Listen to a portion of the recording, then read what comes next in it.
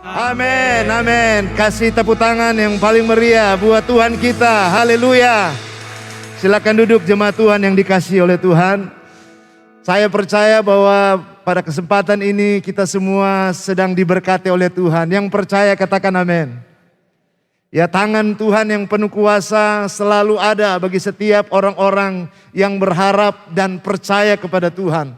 Pada saat kita percaya, pada saat kita yakin bahwa Tuhan menyertai kita, kekuatan dan kuasa Tuhan ada dalam kehidupan kita. Puji nama Tuhan. Tahun ini kita berbicara tentang tema besar yang luar biasa, yaitu shape. Ya, bagaimana kita mengalami Tuhan membentuk iman kita, membentuk hidup kita, membentuk masa depan kita menjadi masa depan yang penuh dengan harapan.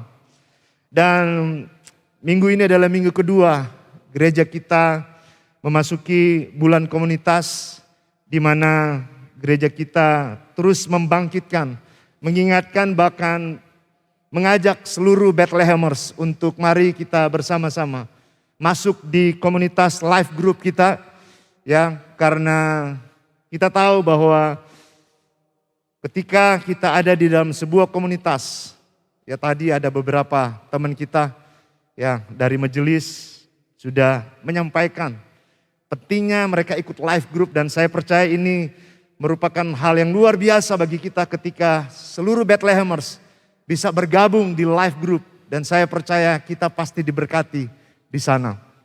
Dan sebelum kita akan masuk lebih jauh untuk mendengarkan berkat rohani pada pagi hari ini, mari kita akan saksikan tayangan yang satu ini.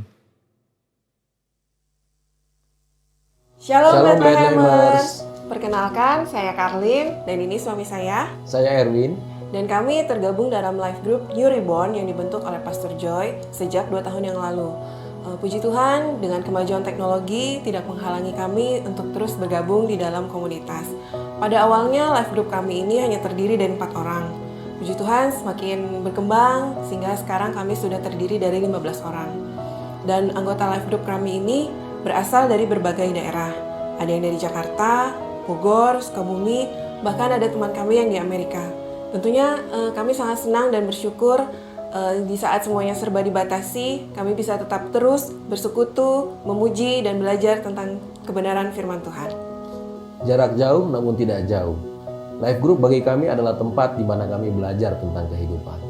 Life group bagi kami adalah komunitas di mana kami saling menghargai, mengasihi Tuhan Allah kami dengan segenap hati, jiwa, dan kekuatan, dan mengasihi manusia seperti diri sendiri secara langsung, dan kami tidak bisa merekayasa. Hidup selaras dengan Sang Empunya kehidupan, itulah pengertian kami tentang pengenalan akan Tuhan sampai saat ini.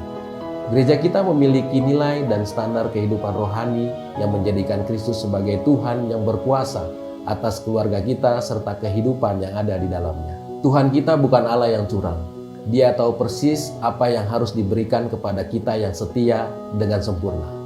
Oleh sebab itu, mari bergabunglah di dalam life group agar kita dapat mengalami perubahan hidup dan perubahan peran serta berdampak bagi lingkungan sekitar kita. Tuhan Yesus memberkati. Wow, luar biasa. Komunitas ini adalah dibangun pada waktu pandemi COVID sedang melanda Indonesia. Dan ada beberapa ibu yang punya inisiatif untuk yuk kita bangun komunitas life group. Dari 4 ini saya investasi waktu buat mereka untuk melihat bagaimana kerinduan mereka ingin berjumpa dengan Tuhan. Dan selama berjalan ternyata hati mereka terus diperlengkapi oleh Tuhan dengan hati Tuhan. Bagaimana melihat orang-orang yang teman-teman mereka, ya saudara-saudara tetangga mereka yang belum percaya kepada Tuhan untuk mereka boleh bergabung di komunitas ini. Kemudian dari 4 ini mereka sudah mulai berdoa buat komunitas ini. Mereka mau ambil hati mereka untuk minta Tuhan jiwa-jiwa supaya mereka boleh dibukakan mata hati mereka, dibukakan oleh Tuhan. Bagaimana supaya mereka boleh mengalami kehidupan bersama dengan Tuhan, mengalami perjumpaan dengan Tuhan. Kemudian 4 wanita ini saya ajak mereka setiap pertemuan, setiap akhir life group. Satu yang komitmen kami lakukan, minta Tuhan jiwa-jiwa itu diselamatkan bagi Tuhan. Dan luar biasa, ternyata seruan 4 wanita ini itu didengar oleh Tuhan. Dan di sana saya terus membagikan nilai kepada mereka. Bagaimana kita menjadi anak-anak Tuhan yang menghormati Tuhan. Yang kedua, bagaimana kita jadi anak-anak Tuhan yang menghormati orang-orang di sekeliling kita. Dan itu mereka terus hidupi di dalam keluarga mereka. Itu yang terus mereka hidupi di rumah tangga mereka. Dan ternyata tadinya suami nggak gabung, suami dari jauh dengar-dengar. Beberapa waktu kemudian mulai suami mereka yang tadinya tidak tertarik dengan life group. Dan mereka melihat bagaimana istri mereka mulai mengalami perubahan. Bagaimana mereka mulai submit terhadap suami mereka. Mulai satu-satu mulai mendekat. Dan tiba-tiba sudah mulai bermunculan para pria-pria yang tadinya gak suka dengan komunitas. Dan kesaksian mereka katakan, saya melihat bahwa komunitas ini ada sesuatu yang luar biasa terjadi di dalamnya. Kasih tepuk tangan bagi Tuhan kita. Jadi life group itu harus ada kehidupan Tuhan di dalamnya. Sebab kalau life group itu ada kehidupan, ada suasana, ada hadirat Tuhan di dalamnya. Saya percaya bahwa smart goal dari life group yaitu perubahan hidup dan perubahan peran itu akan menjadi kenyataan. Dan itu yang saya tanamkan kepada life hasil dari mulai dari pandemi. Jadi setiap kami ketemuan, kami ada pertama lewat video call pertamanya. Berempat ini video call, kemudian berkembang, saya bilang gak cukup lagi nih video call. Kita perlu cari sarana yang baru, yaitu komunitas lewat Zoom meeting, saudara. Jadi setelah kami sudah lebih dari 10, sekarang kita sudah di Zoom. Dan kami melihat bagaimana Allah menerobos area-area, tempat-tempat di mana kehidupan Allah mau dialirkan Tuhan di sana. Ada satu komunitas, dia tinggal di Amerika dan dia join dengan kami. Dan luar biasa, kita beda jam, ya biasanya di sini malam, di sana pagi. Di sana pagi, di sini malam. Jadi selalu saya bangunkan dia, apalagi musim dingin. Tapi saya melihat bagaimana orang ketika menemukan Tuhan di life group itu. Suasana dingin itu tidak menghalangi mereka untuk mencari Tuhan. Dan saya melihat bahwa itu nyata saudara yang kasih dalam Tuhan. Dan mereka tadi yang menyaksikan itu adalah keluarga yang saat ini sedang berapi-api menyala-nyala untuk membangun life group ini menjadi life di mana Tuhan didengar di sana, Tuhan dialami di sana dan banyak hal yang mereka alami dan kesaksian. Januari kemarin kami kumpul saudara, kami kumpul karena life group ini dari bermacam-macam kota. Dan yang ada di dekat-dekat mereka gabung, kami bikin di villa. Wow, dia bilang pastor nggak cukup ini sehari karena kami masuk Sabtu pulang Minggu sore. Dan mereka katakan pastor nggak cukup waktu ini. Kalau bisa kita bikin lagi. Lihat saudara bahwa kalau ada kehidupan Allah di life group itu. Ada kehidupan Tuhan di life group itu. Pasti ada sesuatu yang mengubahkan mereka. Dan mereka bersaksi satu-satu. Suaminya bersaksi, istrinya bersaksi. Dan saya melihat bahwa benar. Ketika life group itu ada hadirat Tuhan dan kuasa Tuhan di dalamnya. Saya percaya di sanalah akan terjadi keubahan hidup yang luar biasa. Haleluya. Nah pada pagi hari ini saya ingin share bukti semua tentang kebenaran firman Tuhan. Minggu kemarin Pastor Arif bicara tentang honor atau respect terhadap Tuhan, respect atau hormat terhadap sesama. Tapi pada kesempatan ini saya mau berbicara lebih di dalam apa yang disebut dengan komunitas yang hidup di dalam prinsip hormat. Jadi ini yang kita akan bahas, komunitas yang hidup di dalam prinsip hormat. Tahukah saudara bahwa prinsip ini itu ada di dalam kebenaran firman Allah, dan ini yang saya mau bagikan buat kita semua bahwa ini isu terpenting di dalam kitab perjanjian lama dan kitab perjanjian baru. Dan kalau ini isu penting dalam Alkitab, berarti ini juga penting bagi kita sebagai gereja Tuhan untuk mengerti pentingnya komunitas yang hidup di dalam honor atau hormat.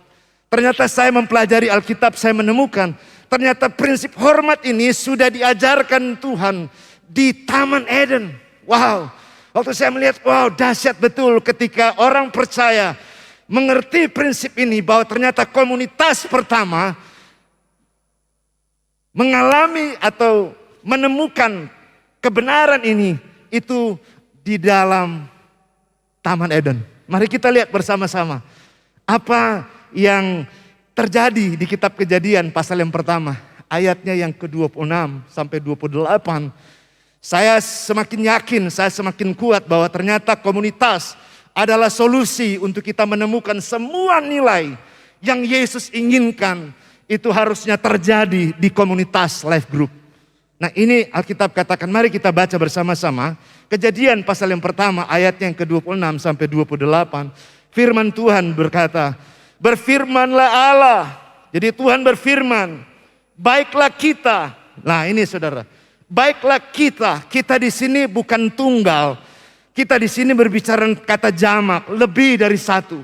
Jadi saya semakin yakin bahwa ternyata Tuhan kita adalah Tuhan suka dengan komunitas. Berarti kata kita di situ ada Allah Bapa, ada Allah Anak, dan ada Roh Kudus di situ.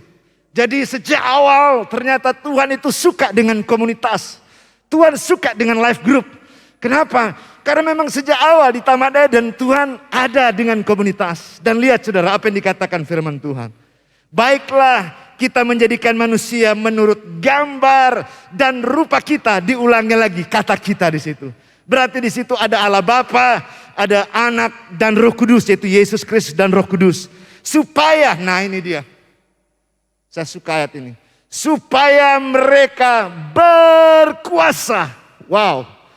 Mereka berkuasa untuk apa saudara?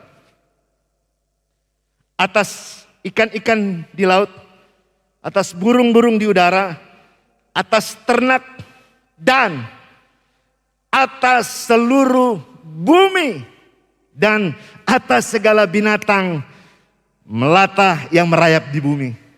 Kemudian ayat 27. Maka Allah menciptakan manusia itu, betul? Menurut gambarnya. Menurut gambar Allah diciptakannya dia. Siapa saudara? Laki-laki dan perempuan. Jadi bukan laki-laki sama laki-laki, tetapi laki-laki dan perempuan. Jadi sejak awal Tuhan ciptakan ada pria dan ada wanita. Jadi ini jelas ya, sebab hari-hari ini aneh-aneh dunia sekarang. Ya, sudah diciptakan Tuhan pria dan wanita. Sekarang ada pria suka sama pria, ada wanita suka sama wanita. Anjing laki aja nggak suka sama anjing laki. Tapi manusia aneh. Ada laki-laki suka sama laki-laki. Bahkan dikawinkan lagi. Ngeri gak saudara? Artinya bahwa dunia ini sedang mengubah dunia ini. Mulai menghapus prinsip firman Allah. Dan aneh sekarang disetujui lagi bahwa laki-laki sama laki-laki harus diberkati. Dan ini muncul dari negara-negara yang maju. Artinya bahwa prinsip firman Allah sedang diselewengkan. Sedang dibawa jauh dari prinsip kebenaran firman Allah. Alkitab cerita bahwa Tuhan menciptakan laki-laki dan perempuan. Jadi saya jelaskan buat kita semua penting sekali ini. Karena sekarang hari-hari ini sudah aneh-aneh. Makanya hati-hati anak muda ya. Saya ingatkan buat laki-laki dan perempuan supaya jangan terjebak dengan situasi lingkungan yang semakin aneh-aneh hari-hari ini. Dan lihat saudara ayat 28. Allah memberkati mereka. Saya suka kata ini. Allah memberkati mereka. Berarti Adam dan Hawa. Mereka menghormati prinsip kebenaran firman Allah. Alkitab katakan Allah memberkati mereka. Kenapa Allah memberkati mereka? Kalau Allah melihat mereka bertanggung jawab atas kehidupan mereka. Karena Allah melihat mereka bertanggung jawab menjaga kehidupan mereka. Menjadi kehidupan yang benar di mata Tuhan. Maka Alkitab katakan Allah memberkati mereka. Betul? Lalu Allah berfirman kepada mereka. Setelah diberkati, kemudian dilanjutkan oleh Tuhan. Beranak cuculah dan bertambah banyaklah. Jadi sejak awal Tuhan ajarkan mereka untuk menghormati sebuah perintah kebenaran firman Allah. Bahwa menjaga hidup benar, menjaga hidup kudus di hadapan Tuhan, itu adalah prinsipnya Tuhan. Dan ini nggak bisa dibolak-balik, mungkin nggak bisa diganti dengan apapun. Ini prinsip firman Allah yang harus diikuti oleh setiap orang yang diciptakan oleh Tuhan. Nah, saudara yang kasih dalam Tuhan. Jadi kita lihat di sini bahwa komunitas pertama-tama dimulai di Taman Eden. Jadi komunitas pertama ternyata di Taman Eden. Jadi kesimpulannya adalah Tuhan sejak awal sudah mempunyai komunitas. Melalui kebenaran inilah mengapa gereja kita GSC Bethlehem membangun sebuah komunitas life group di kota kita. Karena alasannya tadi bahwa sejak awal Tuhan itu suka dengan sebuah komunitas. Kalau Tuhan aja suka dengan komunitas, masa kan kita ciptaan Tuhan gak suka dengan komunitas? Dan kita akan lihat ternyata komunitas itu, wow, ketika kita ada di dalam dan masuk di dalam dan mengerti tujuan adanya life group, adanya komunitas, itu keren saudara. Karena komunitas adalah inisiatifnya Tuhan, bukan inisiatif manusia. Komunitas itu adalah Tuhan yang berinisiatif supaya manusia ada dalam sebuah komunitas. Supaya di dalam komunitas itu kita belajar bersama-sama bagaimana menghormati Tuhan yang menciptakan kita ini. Makanya penting sekali. Karena komunitas adalah inisiatif Tuhan. Berarti komunitas itu penting. Kasih tahu sebelah kiri kanan bilang komunitas itu penting. Kenapa? Karena memang Tuhan yang berinisiatif. Makanya kita mesti ada di sebuah komunitas. Anak-anak muda yang belum ada komunitas, cari komunitas yang benar. Ya, masuk dalam sebuah komunitas, belajar di sana tentang nilai-nilai kehidupan yang benar. Karena komunitas itu mengajarkan sesuatu yang luar biasa. Melalui komunitas pertama Adam dan Hawa, Tuhan melepaskan berkat. Ternyata saudara, komunitas pertama yang terima berkat Tuhan itu di Taman Eden. Berarti ini luar biasa. Ya, sebelum komunitas itu berkembang untuk memenuhi bumi, Tuhan lepaskan berkat itu kepada Adam dan Hawa. Saya menemukan sesuatu ternyata ketika kita ada dalam sebuah komunitas dan tahu tujuannya, di sana ada berkat Tuhan. Katakan amin. Di komunitas itu ada berkat Tuhan. Dan saya melihat itu, ya kesaksian tadi, satu live tadi, bahwa ternyata mereka melihat bahwa di komunitas itu bukan cuma sekedar mengalami pertumbuhan rohani, bukan cuma mengalami perubahan hidup, tapi mereka juga melihat bagaimana Allah bekerja di dalamnya. Makanya harus mengerti betul. Next, prinsip hormat dimulai sebelum Adam dan Hawa melanggar perintah Tuhan. Nah ini dia. Waktu mereka terima sesuatu yang luar biasa, dipercaya Tuhan untuk kelola bumi ini. Adam dan Hawa, mereka betul-betul, mereka hidup di dalam kekudusan. Mereka diberkati oleh Tuhan terlebih dahulu, baru mereka beranak cucu dan bertambah banyak serta penuhi bumi. Jadi hati Tuhan, supaya bumi ini penuh dengan komunitas-komunitas yang punya nilai kebenaran firman Allah yang kuat dalam kehidupan mereka. Sehingga melalui komunitas inilah keluarga menjadi sangat kuat dan efektif, menjadi kepanjangan tangan Tuhan untuk membangun sebuah nilai saling menghormati satu sama yang lain. Sebab bagi Tuhan nilai menghormati adalah prinsip ilahi dari Tuhan. Jadi sekali lagi, nilai menghormati dibangun ternyata oleh Tuhan di Taman Eden melalui komunitas, yaitu Adam dan Hawa. Dan manusia diberikan free will oleh Tuhan. Manusia diberikan Tuhan kebebasan oleh Tuhan kepada manusia supaya mereka bisa memilih. Jadi Tuhan betul-betul memberikan kebebasan kepada manusia. Namun saudara yang kasih dalam Tuhan, nilai yang Tuhan sudah berikan kepada mereka, prinsip yang Tuhan sudah ajarkan kepada mereka. Lihat saudara, iblis ternyata gak suka. Nilai yang dibangun di Taman Eden itu berkembang memenuhi bumi. Dan Alkitab ajarkan, lihat saudara, sejak mereka melanggar perintah Tuhan, mereka jatuh dalam dosa. Waktu mereka jatuh dalam dosa, apa yang mereka lakukan? Melanggar perintah Tuhan. Mereka tidak lagi menghormati karena mereka diberikan kebebasan oleh Tuhan untuk memilih. Tapi ingat, sebelumnya Tuhan sudah kasih tahu, jangan makan buah ini. Tuhan sudah kasih wanti-wanti. Artinya bahwa kalian harus menghormati perintahku. Tapi karena manusia diberikan kebebasan, akhirnya Adam dan Hawa mereka memutuskan. Bukan Tuhan yang memutuskan, Adam dan Hawa memutuskan. Lewat godaan si iblis tipu muslihat.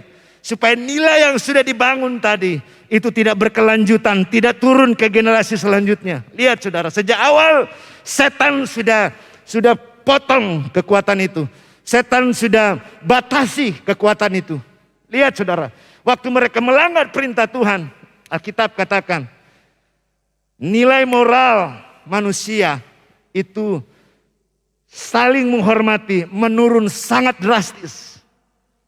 Jadi waktu mereka melanggar perintah Tuhan, mereka makan buah yang harusnya ditaati dan dihormati dan dilakukan oleh manusia pada saat itu. Waktu mereka melanggar, apa yang terjadi? Waktu mereka jatuh dalam dosa, nilai moral ini menurun ke bawah begitu luar biasa.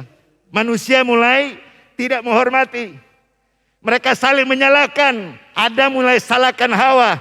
Itu wanita yang kau tempatkan itu, yang kasih buah itu.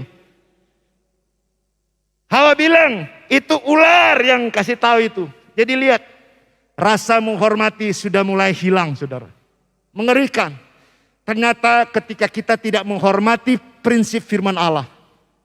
Ini mengerikan, saudara. Kita akan menurun ke bawah nilai moralitas kita. Makanya kenapa banyak anak-anak muda, banyak orang-orang dewasa, mereka tidak maksimal untuk masuk kepada rancangan Tuhan lebih lagi.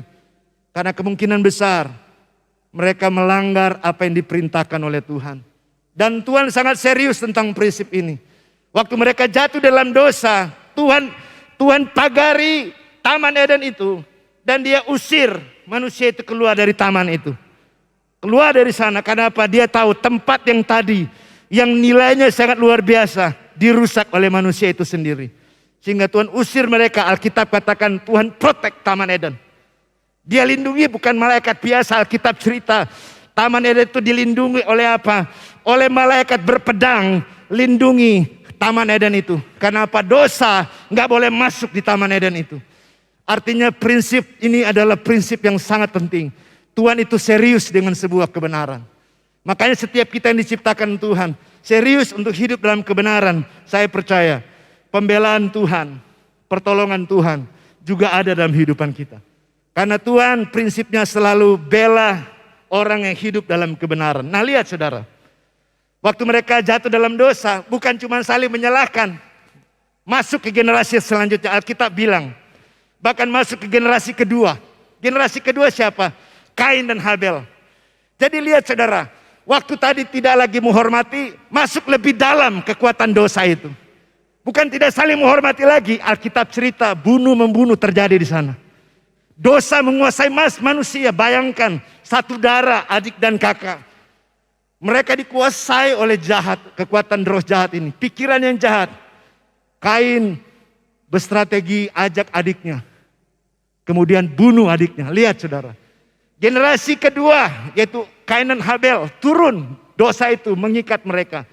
Dan terus dan seterusnya saudara. Singkat cerita, karena manusia lagi nggak bisa lagi menemukan jalan keluar untuk bagaimana mereka menghormati yang terbaik yang Tuhan berikan kepada mereka. Tuhan mesti kirim orang, Tuhan mesti kirim satu pribadi, yaitu Yesus Kristus datang ke dalam dunia.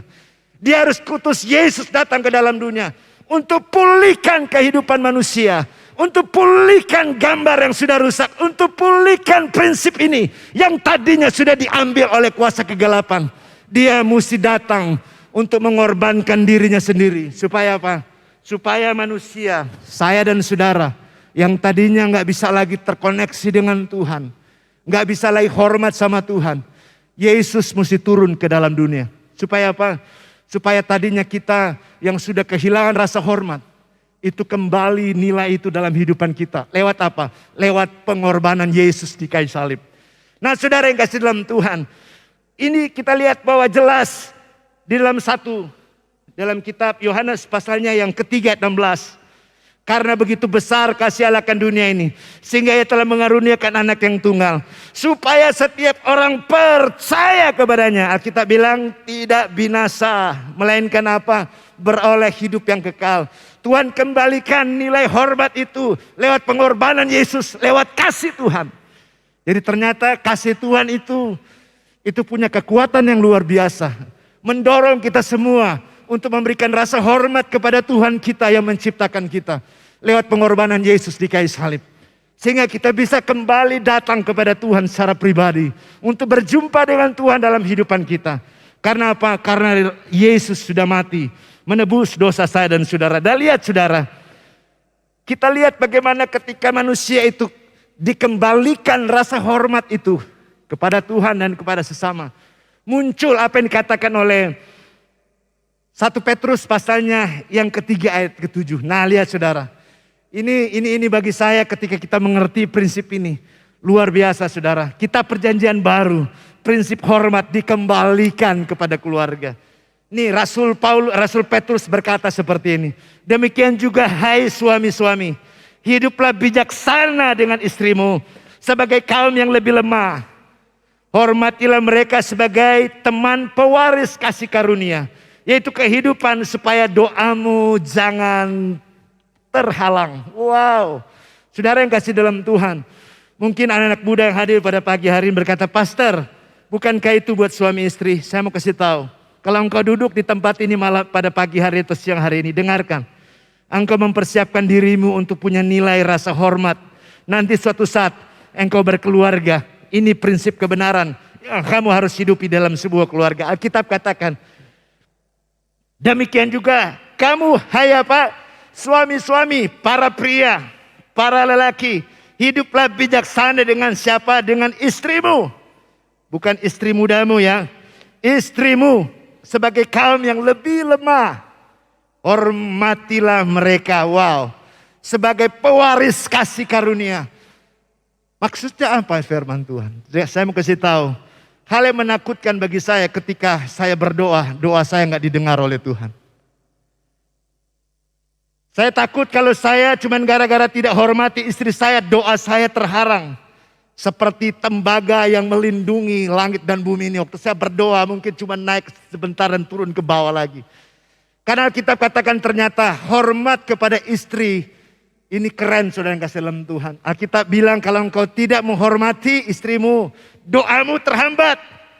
Kalau doamu terhambat berarti apapun yang saudara doakan gak ada hasilnya, gak ada pengaruhnya, gak ada manfaatnya. Karena doamu terhambat. Makanya di sini Petrus katakan harus hormat itu kembali di dalam sebuah keluarga. Hormat itu harus kembali dalam keluarga-keluarga Kristen. Kenapa? Karena waktu kita memiliki rasa hormat, kita menghormati pasangan hidupan kita. Alkitab katakan, doamu didengar oleh Tuhan. Katakan amin. Para bapak-bapak, para imam, kalau engkau ingin lihat doamu menembus surga, miliki rasa hormat.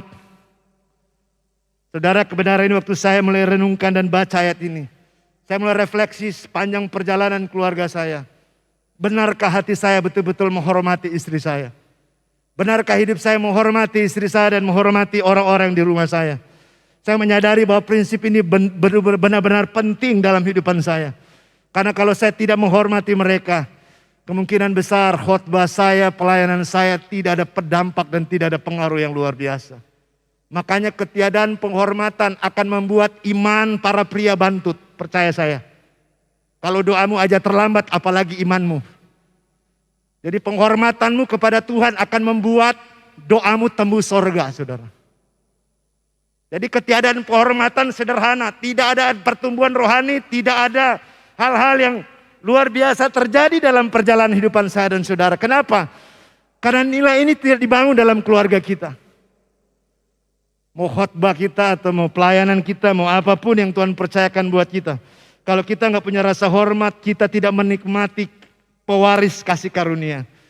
Makanya setelah saya mempelajari firman Tuhan ini, saya mulai mengubah cara saya bagaimana menghormati istri saya di rumah, menghormati orang-orang yang saya kasih di rumah. Saudara, berkat apa yang dialami ketika suami dan istri hidup di dalam prinsip menghormati. Saudara, Alkitab katakan ketika istri juga menghormati suami, berkatnya sama dengan berkat yang ada di suami. Doamu tidak akan terhalang. Jadi bukan cuma karena suami harus hormati istri, istri juga harus hormati suami. Anak-anak juga harus hormati orang tuanya. Karena itu prinsip yang Tuhan mau ada dalam setiap kehidupan anak-anak Tuhan. Jadi bagi anak-anak Tuhan, kalau ya anak-anak muda, kalau orang tua bilang pulang jangan malam-malam, ya paling lambat jam 9 sudah di rumah. Harus taatin apa yang dikatakan orang tua. Jangan dibilang pulang jam 9, pulang-pulang subuh, pagi baru datang di rumah. Alasan begitu banyak lagi alasan. Kempes ban lah, ngobrol sama temen lah, dan lain sebagainya. Dan jangan heran, nanti kita akan lihat orang-orang yang tidak hidup dalam prinsip hormat, hidup mereka nggak panjang. Nanti saya akan buktikan ayatnya. Waktu baca ini saya bilang, wow ngeri banget, memang di Alkitab sudah ditulis. Orang yang tidak hidup dalam prinsip rasa hormat, hidupnya nggak panjang. Jadi berkat apa yang dialami ketika suami istri hidup dalam prinsip rasa hormat, doa suami istri dengar oleh Tuhan. Doa suami istri dan anak-anak pasti diberkati oleh Tuhan. Katakan amin. Karena kita melakukan prinsip ini dalam kehidupan kita. Nah, saya bikin survei ke kurang lebih hampir 100 pria di seluruh Indonesia. Dari Papua, ya orang Kalimantan, orang Sumatera, orang Jawa, ya suku Chinese semua. Nah ini komen-komen mereka, saya baca buat saudara. Apa yang membuat suami hormat terhadap istri? Wah geli-geli sedap saya baca mereka jawabin. Dan ternyata dengan pertanyaan ini saya bikin survei kepada mereka. Mereka selama ini sudah bertahun-tahun menjalani keluarga. Mereka bingung sendiri, mereka bilang, pastor saya bingung waktu pas dikasih pertanyaan dua ini. Bagaimana, apa yang membuat suami hormat terhadap istri? Nih lihat komen mereka yang pertama. Karena istri itu hidup menjalani kebenaran firman Tuhan, makanya suaminya menghormati. Dua, mengerjakan pekerjaan rumah tangga dengan baik dan rajin. Cakap mengelola keuangan rumah tangga, berani mengakui kesalahan. Wow. Berani mengakui kesalahan, takut akan Tuhan. Karena istri hormat kepada suami. Terus di situ dikatakan, sekalipun istri lebih muda usianya, suami tetap hormat. Sekalipun istri sedang uring-uringan karena sedang banyak yang dipikirkan, tetap suami harus menghormati. Sekalipun sudah tidak ideal lagi, wajahnya mungkin bentuk tubuhnya sudah mulai keriput, gendut, mengembang ke kiri dan ke kanan, tetap kita harus menghormati. Wow, yang merasa bobotnya mulai berkembang, mesem-mesem, ya nggak apa-apa. Suami tetap hormat kepada dia. Oke? Next. Sekarang istri. Istri hormat kepada suami. Apa yang membuat istri hormat sama suami? Nih lihat, Efesus pasal yang kelima 32 jelas. Bagian B aja saya baca ya 33. Bagaimanapun juga hai kaum masing-masing berlaku, kasihlah istrimu seperti dirimu sendiri. Dan istri hendaklah menghormati siapa? Suaminya. Jadi kalau dua-dua saling menghormati, keren saudara. Nih lihat, ini ungkapan dari para istri ya. Mereka mau supaya istrinya berbicara dengan nada lembut. Kapan? Setiap saat. Tidak kasar. Terkadang kasar itu nggak harus ditempeleng. Kasar itu pakai mulut aja udah kasar itu. Apalagi pakai tangan. Makanya pria-pria yang masih pakai tangan, ya tangannya perlu dibaptis ulang pakai air panas. Supaya bertobat tangannya. Kalau tangannya belum bertobat, kakinya juga belum bertobat, berarti tangan sama kaki perlu dibaptis ulang. Karena ada yang karena mungkin pada waktu masih muda mainannya itu belajar taekwondo, karate gitu. Jadi waktu mereka nikah yang satu belajar taekwondo, satu belajar karate. Jadi karena nggak ada saling menghormati di rumah rame, fighter mereka. Yang satu main kaki, yang satu main tangan. Nih saudara kalau sudah keluarga begini itu masalah besar. Karena apa? Cuman satu, nilai hormat nggak dibangun. Maka terjadi confuse dalam sebuah keluarga. Enggak, GSJ Bethlehemers semua baik-baik. Katakan amin. Sekali lagi katakan amin. Yang di rumah, katakan amin yang di rumah. Haleluya. Puji nama Tuhan. Ya, berbicara dengan tidak kasar. Saya belajar untuk bicara tidak kasar. Saya mengakui bahwa saya kalau ngomong terkadang ngomongnya belum seperti yang Tuhan inginkan. Tapi saya belajar untuk bagaimana hidup lemah lembut berbicara. Karena waktu saya pelajari ini saya juga belajar dari hidup saya. Karena memang sejak saya dibesarkan saya tidak menemukan keluarga saya seperti ideal yang diharapkan. Tapi saya nggak mau keluarga saya berantakan karena melihat keluarga saya seperti itu. Enggak, saya nggak mau seperti itu. Saya mau belajar, saya mau mengubah hidup saya. Saya mengubah kehidupan saya untuk seperti yang firman Tuhan katakan. Dan selanjutnya saudara, menghargai pendapat istri sekalipun tidak sesuai dengan pendapat suami. Kadang ini jadi masalah. Jadi konflik karena apa? Tidak punya rasa hormat. Menghargai kesukaan atau hobi istri yang positif. Jadi bapak-bapak kalau istrimu punya hobi yang positif, dukunglah itu. Kalau dia punya hobi untuk ngurusin badan, dukung. Bayarin dia di fitness supaya badannya kurus. Amin bapak-bapak. Amin sedikit amat. Amin. Ya lanjut saudara nih, suami jadi imam dalam keluarga, amin ibu-ibu ya. Kata-kata suami harus ditepati, jadi kalau janji beliin berlian hati-hati mesti ditepati ya. Kalau nggak mau dibeliin jangan janji beli berliannya. Tapi kalau sudah janji ya harus dijawab, bertanggung jawab. Suami harus jujur, suami mau mengakui kesalahan dan minta maaf. Wow. Ini terkadang bicara buat saya, terkadang kita para pria kan egonya tinggi ya.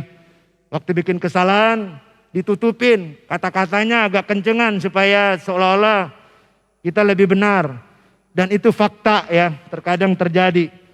Suami harus mesra dengan istri setiap hari. Wow, suami-suami dengerin, harus mesra ya. Saya sedang melatih ini dan melakukan ini, mencoba untuk terus hidup seperti ini. Haleluya suami-suami. Haleluya kecil amat.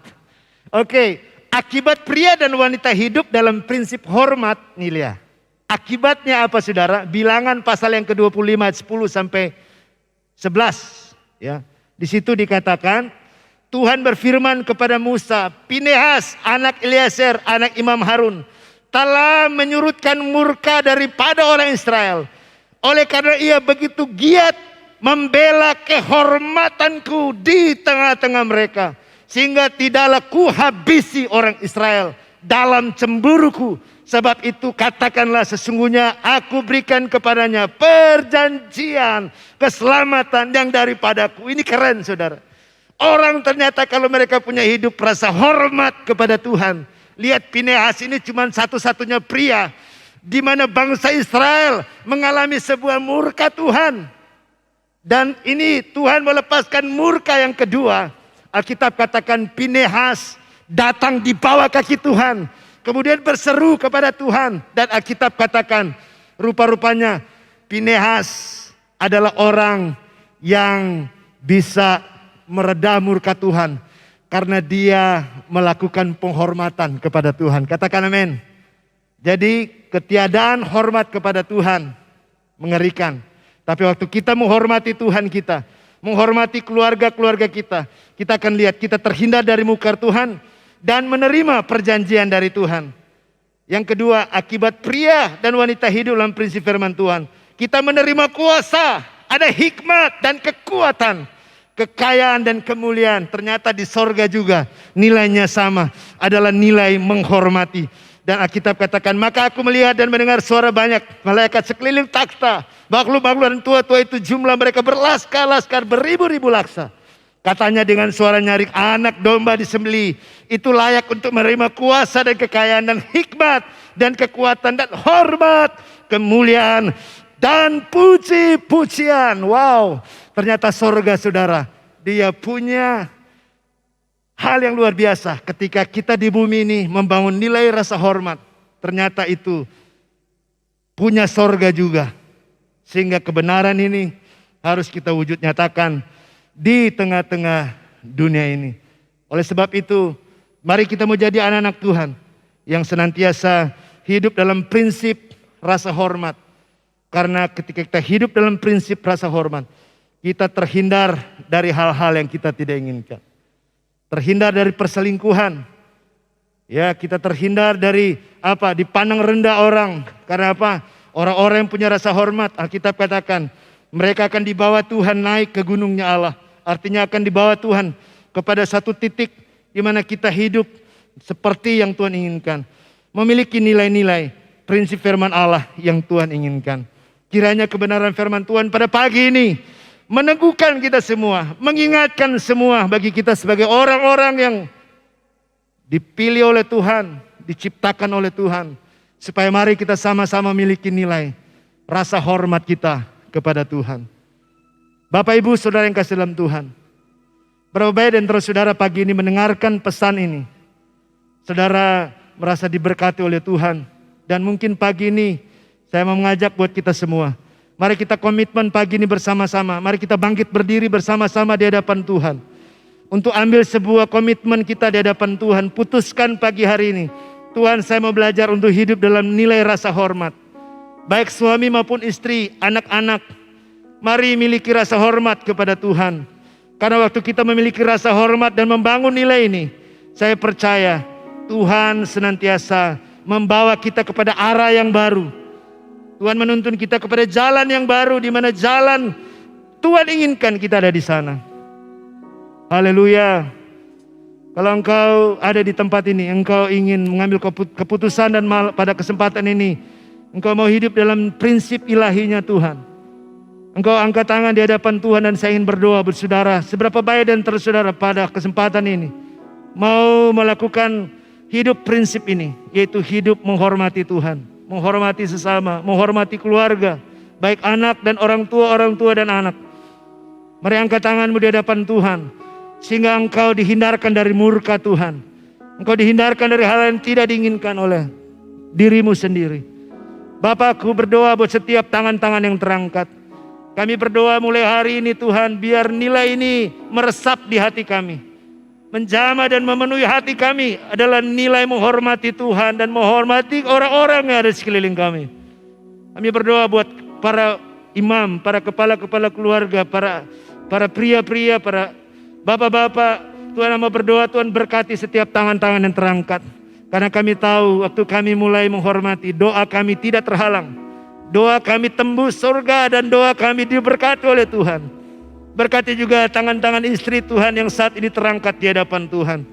Tuhan, Kau lihat hati mereka Tuhan, mungkin selama ini mereka tidak maksimal melihat janji Tuhan. Tapi lihat pesan pada pagi hari ini, Kau mengingatkan kami supaya kami hidup di dalam prinsip ini. Terima kasih Tuhan, berkati mereka yang di ruangan ini, yang ada di rumah. Tuhan berkati mereka. Tuhan berkati mereka di dalam nama Yesus. Terima kasih Tuhan. Ini doa kami. Terpujilah namamu Tuhan. Kekal untuk selama-lamanya.